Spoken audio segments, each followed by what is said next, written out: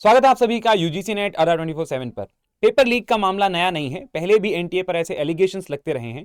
Paper cancel होने का भी मामला नया नहीं है। एक बार और आपका यूजीसी नेट का भी पेपर एनटीए के द्वारा लीक हो गया था जब ऑफलाइन कराया गया था, एंड उसके बाद उसको कैंसिल भी किया गया था। हाल ही में आपने कंट्रोवर्सी भी देखी होगी नीट के अराउंड। नीट का पेपर जो अभी कुछ टाइम पहले ही हुआ था, उस पर एक जो कंट्रोवर्सी है कि वो पेपर लीक हुआ है, एंड देन फिर फाइनली एनटीए के द्वारा उस पेपर को कैंसिल करा दिया गया है।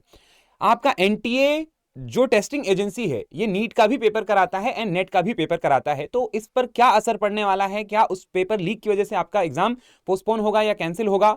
इस सारे मुद्दे पे हम बात करेंगे। मेरे साथ अंजलि कौशिक मैम हैं और हम इस मुद्दे पे एक बार बात करेंगे। मैम, आपकी क्या राय है? सर, मेरे को ऐसा लगता है कि जैसा कि हमने पास्ट कुछ साइकिल्स में देखा है कि जिस हिसाब से एंटी एग्ज़ाम कंडक्ट करा रहा है, तो ये नॉन ट्रस्टेबल एजेंसी बन चुकी है बच्चों के लिए। बिल्कुल। और अभी रिसेंटली नीट की कंट्रोवर्सी हो गई है, और जैसे कि आपको पता है कि नीट का एग्ज़ाम हमेशा यूजीसी नेट के एग्ज़ाम से पहले कराया जाता है, क्योंकि उसके बाद काउंसलिंग होती हैं, एडमिशन्स होते हैं और एक पूरी प्रक्रिया होती है जो फॉलो करने के बाद बच्चों का फाइनली जो सेमेस्टर है वो स्टार्ट किया जाता है।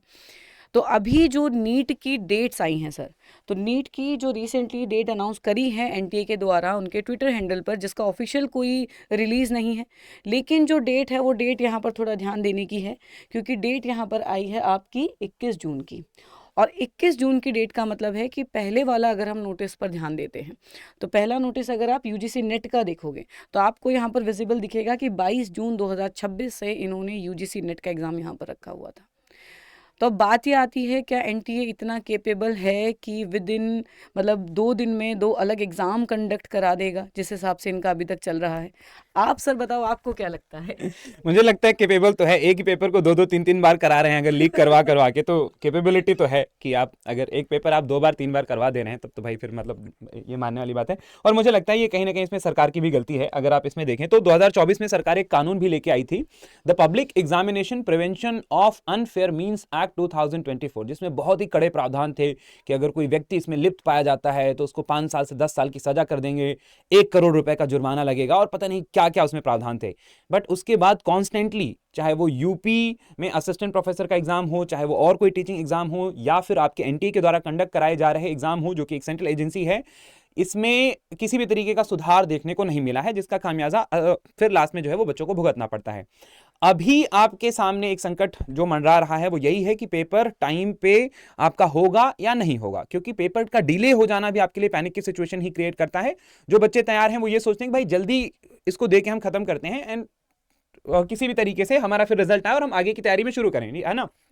एंड जिन बच्चों की तैयारी नहीं होती है वो तो मना ही रहे होते हैं कि हे भगवान एक और बार लीक हो जाए जिससे थोड़ा और पोस्टपोन हो। और सर, जैसा कि आप एक चीज़ पर ध्यान देंगे कि इस बार जैसे फॉर्म फिलिंग की प्रक्रिया काफ़ी ज़्यादा इन्होंने हाँ, बहुत ही ज़्यादा टफ कर दी है, तो सारे चेक्स एंड बैलेंसेस ये स्टूडेंट के ऊपर लगा रहे हैं और दिक्कत इनके घर में है। बिल्कुल। तो ये एक्चुअल प्रॉब्लम को रिजॉल्व नहीं कर रहे हैं, तो back to back paper leak हो रहे हैं, and this is something very concerning, ठीक है। और अभी इसी के चलते हो सकता है कि अगर 21 को ये एग्ज़ाम है तो देयर आर हाई चांसेस, और एनटीए की ऐसी हिस्ट्री भी रही है कि यहाँ पर जब वो मेंशन करता है आपका 22, तो पेपर स्टार्ट होता है 28 और 30 के अराउंड, है हाँ, ना। हाँ, तो ये हाँ। इनकी हिस्ट्री जैसा रही है बैक हाँ टू बैक। उन्होंने अगेन ये एक टेंटेटिव डेट बोल के वो हम्म। देते हैं कि 22 से 30 जून के बीच में होगा। अब जरूरी नहीं है कि आपका पेपर एग्जैक्टली 22 को ही हो सकता है वो 24 या 25 से शुरू करें, क्योंकि 21 तारीख उन्होंने नीट के री एग्जामिनेशन की डेट दे दी है।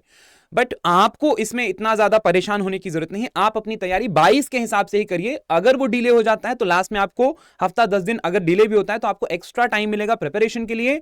अगर डिले नहीं होता है तो तैयारी तो आपकी चल ही रही है। बट सर, मुझे अभी भी ज़्यादा चांसेस के डिले के लगते हैं, क्योंकि मुझे ऐसा लगता है कि 21 को एक एग्ज़ाम, फिर 22 को दूसरा मैम एग्ज़ाम, बिल्कुल, आपका पॉइंट कैसे बिल्कुल सही है, करेंगे? हो भी सकता है।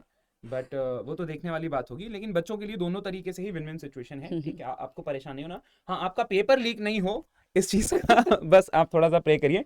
बाकी अगर आप चैनल पे नए हैं तो आप चैनल को सब्सक्राइब करके जरूर जाइए। आपको फॉर्म फिलिंग, हाँ, रिगार्डिंग फॉर्म फिलिंग आप लोगों को बहुत सारी दिक्कतें आ रही होंगी, उसका आपको टेंशन नहीं लेना है, क्योंकि अगर फॉर्म फिलिंग में ये दिक्कत बनी रही तो आपका फॉर्म फिलिंग की जो डेट है वो 2-4 दिन डेफिनेटली बढ़ाई जाएगी उस प्रॉब्लम को रिजॉल्व करने के बाद। ठीक है, संडे को मैं फॉर्म फिलिंग करूंगा अभी कुछ बच्चों की, तो अगर आप किसी भी सब्जेक्ट के बच्चे हैं, आपको दिक्कत हो रही है, तो आप मुझे टेलीग्राम के थ्रू आप मुझे कनेक्ट कर सकते हैं, तो संडे को बैठ के हम फॉर्म भरेंगे आपका। ठीक है, अगर आप इस चैनल पर नए हैं तो आप चैनल को सब्सक्राइब जरूर करिएगा। अगर आप कोई वीडियो में कोई और आपका सुझाव है तो आप नीचे कमेंट सेक्शन में कमेंट करके बता सकते हैं। Thank you and all the very best.